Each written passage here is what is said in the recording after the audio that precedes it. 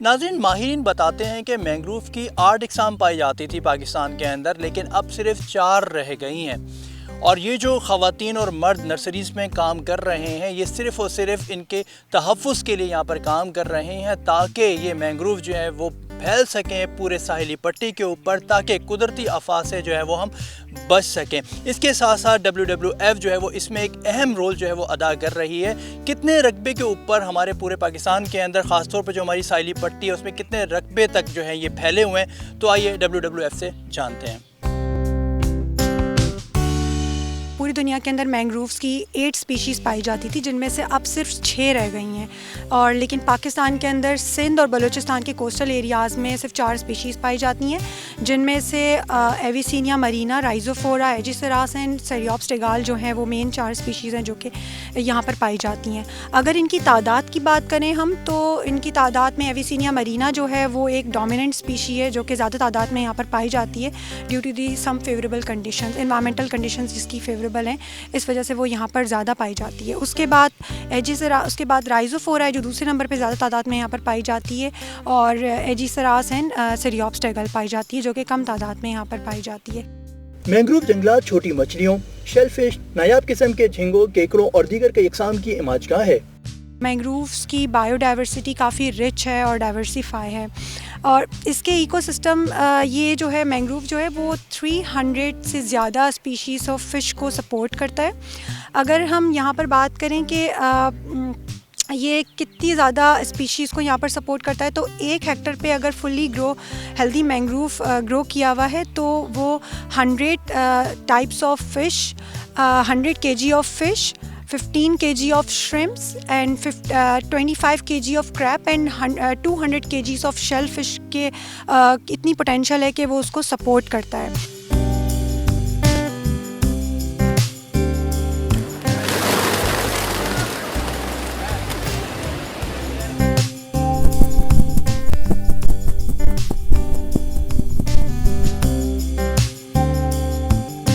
Mangrove میں آبی حیات کے ساتھ ساتھ پرندوں کی کئی اقسام بھی یہاں پائی جاتی ہیں۔ سارس پرندہ، بگلا اور دیگر بھی یہاں ہجرت کر کے آتے ہیں۔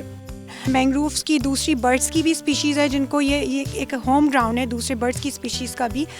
Mangroves is like home for many species in Pakistan. Mangroves کیونکہ آپ کو پتہ ہے کہ مینگرووز ایک نرسری گراؤنڈ ہے جو کہ فش کی جویلائنز ہو گئی اور دوسرے جو ایسے بیبی کریبس ہو گئے، تو یہ ایک ان کو ہوم گراؤنڈ پرووائڈ کرتا ہے۔ یہاں پر وہ آ کے اپنی ایز اے نرسری وہ یہاں پر ان کی گراؤنڈنگ ہوتی ہے، اور پھر اس کے بعد وہ جو ہے وہ آگے گرو کرتے ہیں۔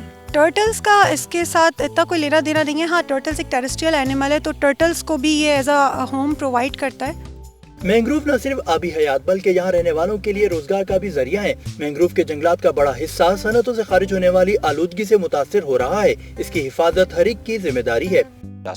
کہ یہ سارے فائدے اس چیز کے لیے کافی ہیں کہ ہم اس چیز کو جو ہے وہ پروموٹ کریں اور کوشش کریں کہ زیادہ سے زیادہ جو ہے تمر کے جنگلات لگانے میں جو ہے ہم مدد کریں۔ WWF پچھلے کئی سالوں سے، پچھلی 2 دہائیوں سے مینگروو کی پلانٹیشن کر رہا ہے۔ ہم تقریباً یہاں پہ تو ہم لاکھوں کروڑوں درخت لگا چکے ہیں۔ اس کے علاوہ 14,000 ہیکٹیئر پہ ہم انڈس ڈیلٹا پہ بھی، اور پاکستان کی جو مکران کوسٹ، جیونی کوسٹ، سرمیانی کی جو کوسٹ ہے، ان کوسٹ کے اوپر بھی ہم لوگ مینگرووز لگا رہے ہیں، اور ہم چاہتے ہیں کہ اس کور کو جتنا زیادہ بڑھا سکتے ہیں، کیونکہ جو کلائمیٹ COP26 کے جو ابھی ٹارگٹس ہیں کاربن ایمیشن کی ریڈکشن کے، بلڈنگ آف ہیبیٹیٹس کے، اور یہ سب کے لیے جو سب سے امپورٹنٹ ٹارگٹ ہے کہ ہم نے یہ سارا کام مل کے کرنا ہے۔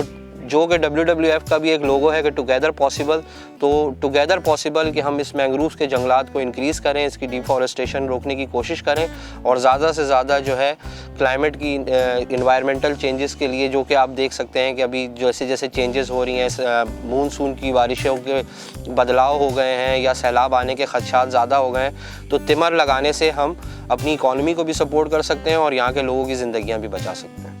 مینگروو کی کٹائی اور سمندر میں پانی کی سطح میں اضافہ پورٹ قاسم اور کماڑی کی بندرگاہ پر بھی منفی اثرات مرتب کر سکتا ہے۔ ان درختوں کی جڑوں کا ایک مضبوط نظام ہوتا ہے جو دریائی اور زمینی تلچھٹ کو روک کر طوفانوں اور سیلاب کے آگے ایک قدرتی رکاوٹ بناتا ہے، جس سے کٹاؤ کی رفتار کم ہوتی ہے اور ساحلی علاقے محفوظ رہتے ہیں۔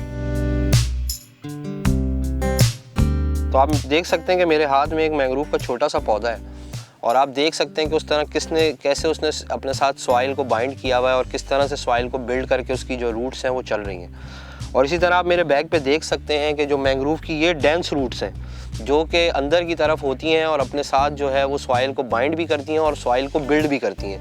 اور جو اس کی جو اپر روٹس ہیں وہ آپ دیکھ سکتے ہیں کہ کس طرح سے وہ باہر ہیں. اور یہ ان روٹس کا مقصد یہ ہوتا ہے کہ ان کے اس طرح کے ٹریکس ہوتے ہیں کہ کوئی بھی سیلاب کا جو تیز فلو کا پانی آتا ہے وہ جب ان روٹس کے ساتھ ہٹ کرتا ہے تو وہ اس کو ڈسبرس کر کے اس کے پاور کو کم کر دیتی ہیں اور وہ سیلاب جو ہے وہ آگے لوگوں تک پہنچتے پہنچتے اس کا جو زور ہوتا ہے وہ توڑ دیتی ہیں یہ مینگرووز کی جڑیں. ماحولیاتی تبدیلی کی وجہ سے کراچی کو مونسون بارشوں میں بدلاؤ اور طوفانوں کے خطرات کا سامنا ہے، جس کی وجہ سے تمر کے جنگلات پہلے سے زیادہ ضروری ہو چکے ہیں تاکہ یہ کسی بھی ممکنہ سونامی کے آگے ڈھال بن کر شہر کو سیلابی صورتحال سے بچا سکیں.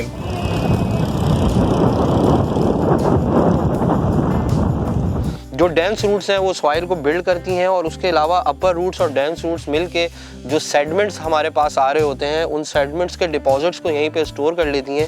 اور جب ہائی ٹائڈ کے ٹائم پہ اور جب لو ٹائڈ کے ٹائم پہ تو اس سے یہ ہوتا ہے کہ آپ کی جو ایروجن ہے سی ایروجن وہ بھی جو ہے اس میں بھی بڑا فرق پڑتا ہے. تو آپ کے سامنے اس کی افادیت سامنے ہے مینگرووز کی. یہ جتنی زیادہ پلانٹیشن مینگرووز کی ہوگی اتنے زیادہ سیلاب کے خطرات کم ہوں گے، اتنے زیادہ یہاں کے لوگوں کے لیے لائیولیہوڈ کے موقع، انہانسمنٹ کے موقع ہوں گے، لوگوں کے جو ہے وہ روزگار میں اضافہ ہوگا. اور سب سے بڑھ کے جو امپورٹنٹ چیز ہے وہ بایو ڈائیورسٹی آپ کی جو ہے وہ انکریز ہوگی. آپ کے جو شریمپس کے، کریبس کے اور ڈفرینٹ جوینائل فشیز کی جو اسپیشیز کے بریڈنگ گراؤنڈز ہیں وہ امپروو ہوں گے. مینگروو کے درخت ایسا کیسے کر پاتے ہیں؟ ماہرین اس خوبی کو بعض اقسام کے تمر کے درختوں کی اونچائی، ان کے تنوں، چھتری دار شاخوں اور دور دور تک پھیلی پتلی پتلی جالدار جڑیں جو پانی کے اندر اور پانی سے باہر کھلی فضا میں بھی موجود ہوتی ہیں کو قرار دیتے ہیں. تمر کے درخت سونامی کی لہروں کے آگے ایک ایسا لچکدار جال بن کر کھڑے ہو جاتے ہیں جو سونامی کے زور کو اپنے اندر جذب کر لیتا ہے. ایک اندازے کے مطابق تمر کے جنگلات ہر سال $85 بلین سے زائد مالیت کے املاک کو پہنچنے والے نقصانات کو روکتے ہیں اور سالانہ 15 ملین لوگوں کے لیے سیلاب کے خطرے کو کم کر دیتے ہیں.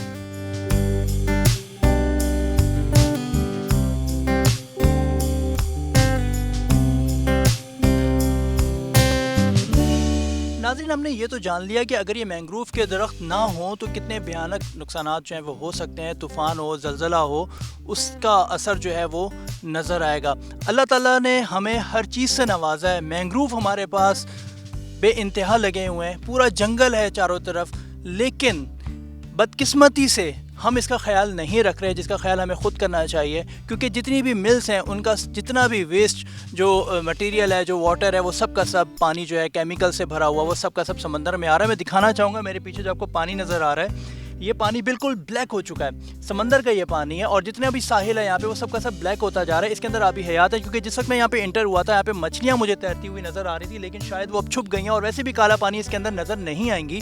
لیکن اس میں بہت سارے آبی حیات ہیں جو اس میں نشوونما پاتے ہیں، لیکن بدقسمتی سے اس کا خیال نہیں کیا جا رہا ہے. کیونکہ یہ پانی جو ہے وہ گندا ہوتا جا رہا ہے، کالا ہوتا جا رہا ہے، کیمیکل ہیں. تو اس میں اب مچھلیاں انڈے دینے سے جو ہے وہ گریز کرتی ہیں. یہاں پہ کیکڑے جن کے بہت بے انتہا یہاں پہ پائے جاتے تھے، لیکن اب وہ نظر نہیں آتے. اور اس کی سب سے بڑی وجہ یہی ہے کہ ہمارے یہاں مینگروو جو لگائے جا رہے ہیں، جو اگائے جا رہے ہیں وہ تو اگائے جا رہے ہیں، لیکن ان کی کٹائی بھی جو ہے وہ ہوتی جا رہی ہے. اور اس کے علاوہ ایک دفعہ پھر میں یہاں پہ پوائنٹ آؤٹ کروں گا خاص طور پہ سندھ حکومت کو، کہ سندھ حکومت جو اس کے اوپر توجہ دے.